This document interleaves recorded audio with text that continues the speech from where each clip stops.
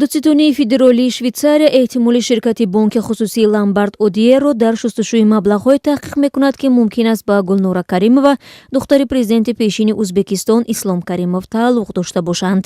зидди кормандони алоҳидаи ин бонк парвандаи ҷиноӣ боз шудааст ва ҳанӯз рӯшан нест чанд нафар дар ин муомилаҳо даст доштаанд.